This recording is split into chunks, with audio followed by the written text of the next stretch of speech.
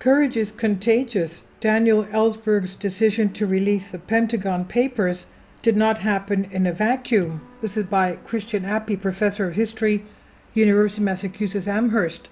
In 1971, when Daniel Ellsberg arrived at a federal court in Boston, a journalist asked if he was concerned about the prospect of going to prison for leaking 7,000-page top-secret history of the Vietnam War. Ellsberg responded with a question of his own: "Wouldn't you go to prison to help end this war?"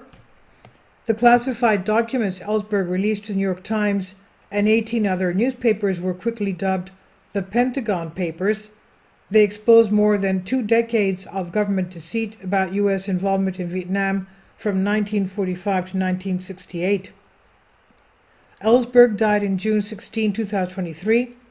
3 months after announcing that he had been diagnosed with terminal cancer, the millions of Americans who opposed the war, his whistleblowing was an act of patriotism, but millions of others regarded it as treason. In Ellsberg's own papers at UMass Amherst, where I teach, said the professor, Christian Appy, where I teach history and direct the Ellsberg Initiative for Peace and Democracy, you can read hundreds of letters to him from ordinary citizens expressing both extremes, the highest possible praise, and vitriolic, often anti-Semitic hostility.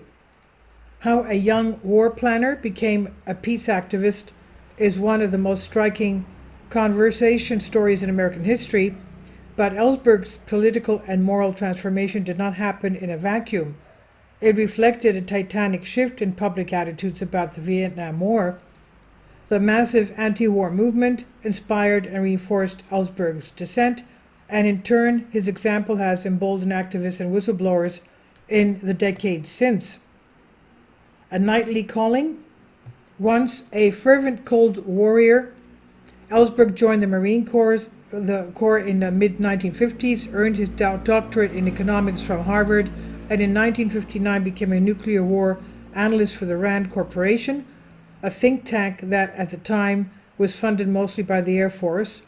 In 1964, he was one of the brainy young analysts dubbed whiz kids by the media that Defense Secretary Robert McNamara recruited to the Pentagon. Through his 20s and early 30s, Ellsberg believed that serving the president was a knightly calling, even if it required lying to the public. So how did he come to believe that loyalty to truth-telling superseded loyalty to the chief of state? From 1965 to 67, Ellsberg went to Vietnam for the State Department, believing the war was a challenging but necessary part of a global struggle to contain communism. Yet he became deeply disillusioned, convinced that the war could not be won. He was particularly disturbed by indiscriminate U.S. bombing and shelling, most of it in South Vietnam, the land the U.S. claimed to be protecting. About 20,000 American lives already lost there, roughly 1 million Vietnamese people, about half of them civilians, and by the war's end 8 years later, 58,000 Americans and 3 million Vietnamese lost their lives. Pivotal moments. By 1968, Ellsberg was trying to persuade U.S. leaders to seek a negotiation to end the war. On his own time, meanwhile, he was beginning to meet anti-war activists who advocated a bottom-up effort to demand immediate U.S. withdrawal. One of them, a Grand Hien pacifist named Janaki Natarajan, convinced Ellsberg that he should study leading advocates of nonviolent resistance such as Martin Luther King Jr., Henry David Thoreau, and Barbara Deming.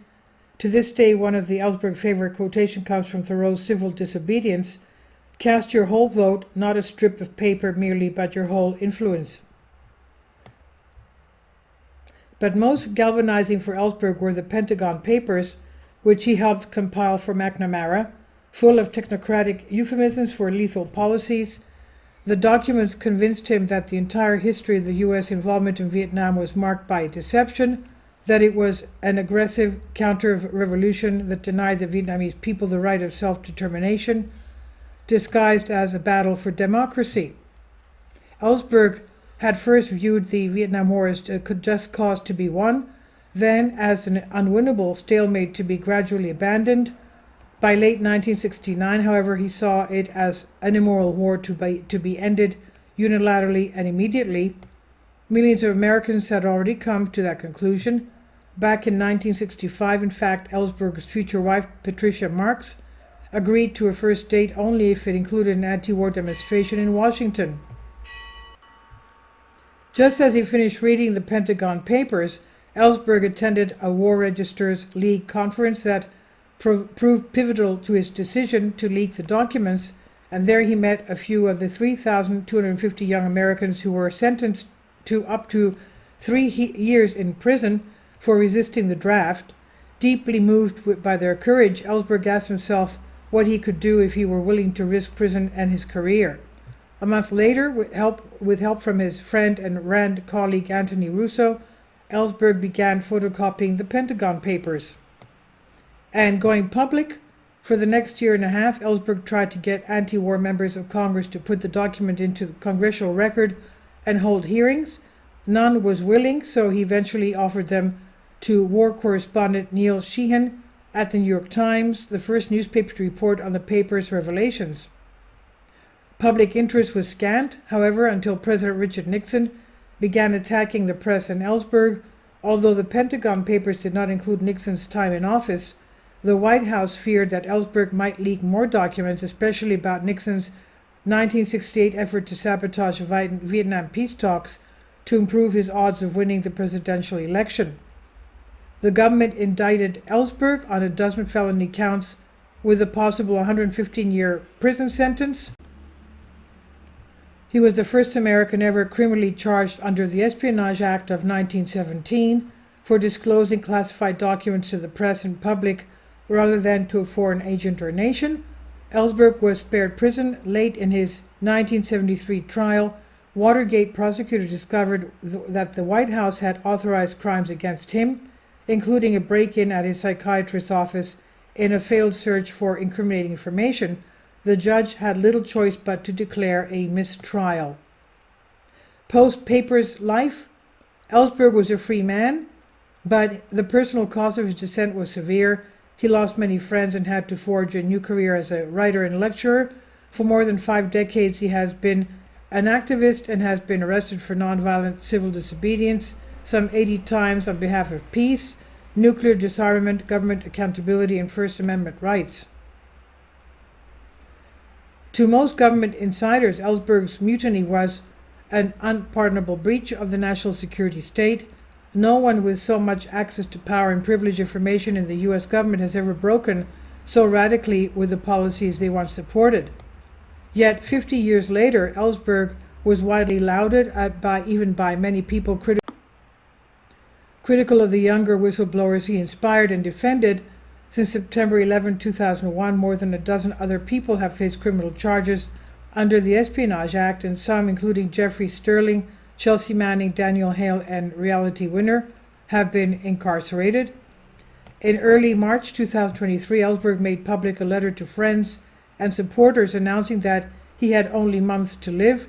He closed by thanking fellow activists who dedicated courage and determination to act have inspired and sustained, he said, my own efforts. Ellsberg's life and legacy are reminders that individual acts of moral courage depend on examples set by others, and they have the potential to spark more far into the future. As Ellsberg often said, civil courage is contagious. And this article was updated to include Ellsberg death, June 16, 2023. And this is by Professor of History, Massachusetts Amherst, Christian Appy, on The Conversation, Creative Commons. Please leave your comments, and thank you for your support. Support my Patreon account. The daily posts are 5 videos daily, and they are totally different from what I have on my YouTube channel. Thank you so much for your support and that you find all my content so interesting. You'll find the Patreon account details in the description box below.